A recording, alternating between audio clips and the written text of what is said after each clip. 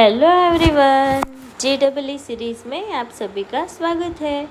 आज हम देखेंगे JEE 2023 का एक क्वेश्चन जो है चैप्टर सॉल्यूशन में से। क्वेश्चन कुछ इस प्रकार से है, ऑस्मोटिक प्रेशर मतलब सेम वैल्यू पैड्स। तो देखो क्वेश्चन हमें ऐसा पूछा है, the number of pads of the solution having the same value of the osmotic pressure from the following is। और वो क्या करना है, अज्यूम करना है हमें 100% आयोनाइजेशन होगा। तो देखो क्वेश्चन में हमें ऐसा बोला है कि the number of pads of the solution having the same value, मतलब जो नंबर ऑफ पैड्स है उसकी वैल्यू कैसी है, सेम है। So the osmotic pressure from the following, तो उसका ऑस्मोटिक प्रेशर क्या होगा, और वो हमें बोला है कि 100% आयोनाइजेशन है। ठीक है, तो अब देखो इसके लिए हम क्या करेंगे, सबसे पहले हमें ऑस्मोटिक प्रेशर मतलब क्या होता है, तो देखो I इज इक्वल टू होता है pi is equal to ICRT। उस पर हमें क्या बोला है, सेम टी, मतलब वैल्यू कैसी है, सेम है। तो पाई इज़ डायरेक्टली प्रोपोर्शनल टू क्या होगा, IC।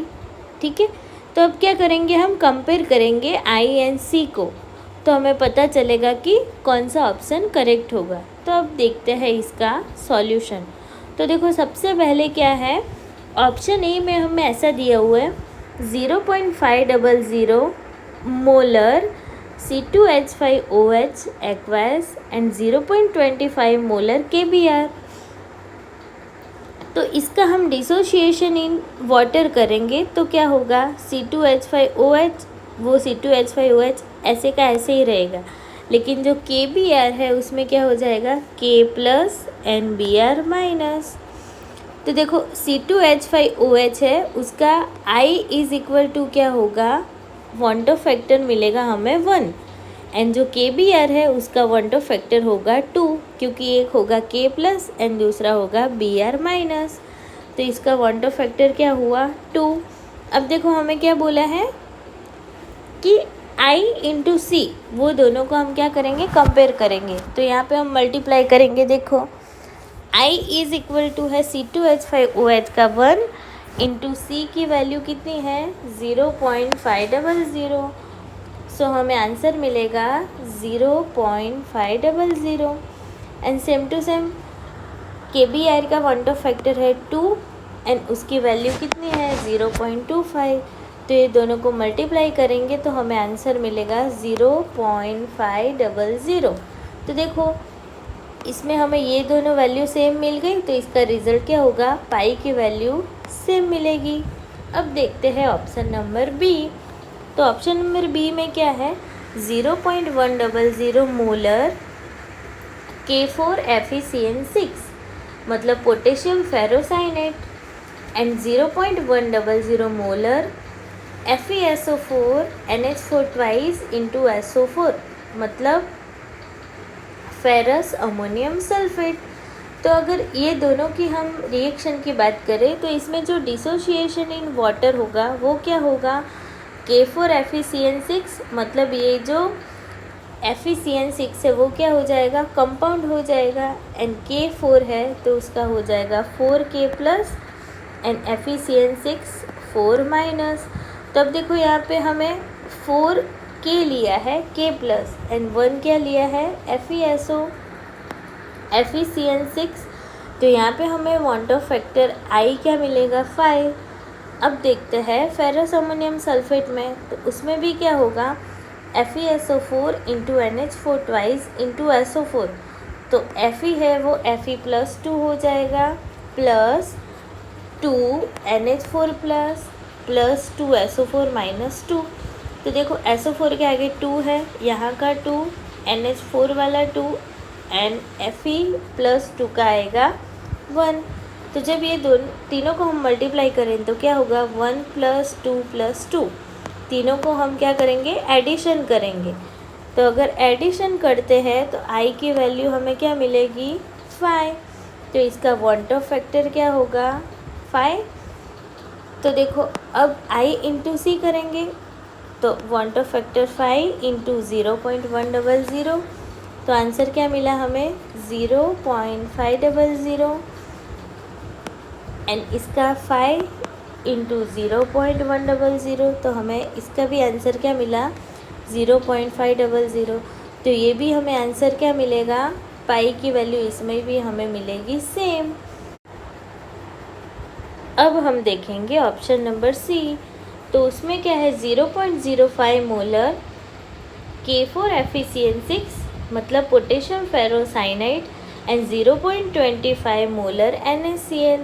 तो अगर इसका हम करेंगे तो क्या होगा, K4FeCN6 है, उसमें भी 4K plus and FeCN6 4 minus का 1, मतलब इसमें हमने ऊपर देखा इसी तरह से क्या होगा 1 to फैक्टर की वैल्यू हमें मिलेगी 5। अब देखते हैं NaCl, तो देखो NaCl में क्या होगा Na plus and Cl minus, तो इसमें भी हमें 1 to फैक्टर I की वैल्यू क्या मिलेगी 2 मिलेगी। अब देखते हैं I इंटू सी, मतलब हमें जो कंपेयर करना है वो, तो देखो पाई की वैल्यू फाइंड आउट करनी है, तो क्या होगा इसका 1 to फैक्टर 5, तो होगा 5 इंटू 0.05, तो ये दोनों को मल्टीप्लाई करेंगे तो हमें आंसर मिलेगा 0.25। इसी तरीके से NaCl का, तो NaCl का नंबर है 2, 1 to फैक्टर है 2 एंड उसकी वैल्यू कितनी है 0.25, तो ये दोनों को मल्टीप्लाई करेंगे तो हमें आंसर मिलेगा 0.50। तो देखो यहाँ पे जो पाई की वैल्यू है वो कैसी है, डिफरेंट है, ठीक है।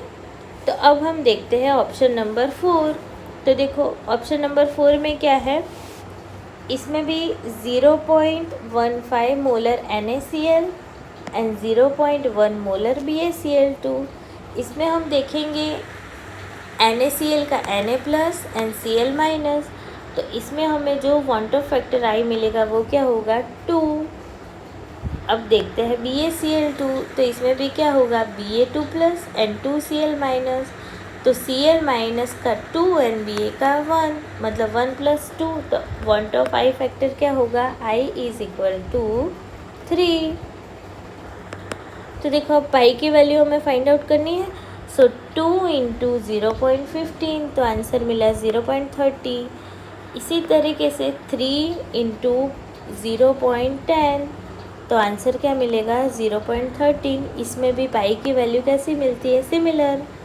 अब देखते हैं ऑप्शन नंबर ई, इसमें देखो 0.02 molar KCl into MgCl2 into 6H2O and 0.05 molar KCl, तो इसमें क्या होगा KCl इंटू MgCl2, तो इसका अगर हम 1 to factor I find out करें तो क्या होगा K plus Mg plus 2 and 3Cl minus, तो देखो 3 प्लस 1 प्लस 1 मतलब क्या होगा 1 to factor I is equal to value हो गई 5।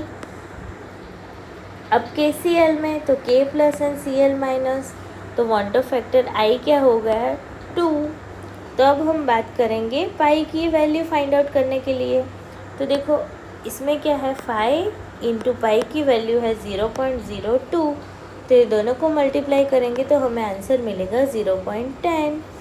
इसी तरीके से KCl में भी 2 इंटू 0.05, सो इसका भी आंसर हमें क्या मिलेगा 0.10। तो देखो ये जो आंसर मिला 0.10, तो इसमें क्या है पाई की वैल्यू कैसी है, दोनों में सेम है।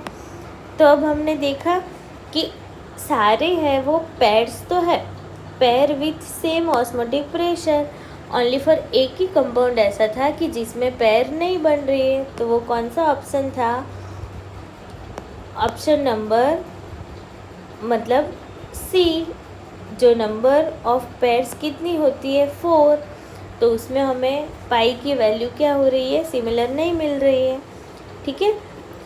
तो इसका आंसर हमें मिलेगा ऑप्शन नंबर सी, जिसमें आता है number of pairs is equal to 4। I hope आप सब लोग ने ये जो क्वेश्चन था वो अच्छे से समझ लिया होगा एंड सारे डाउट क्लियर कर लिए होंगे। अब हम मिलते हैं नेक्स्ट क्वेश्चन में। Thank you for watching, keep smiling.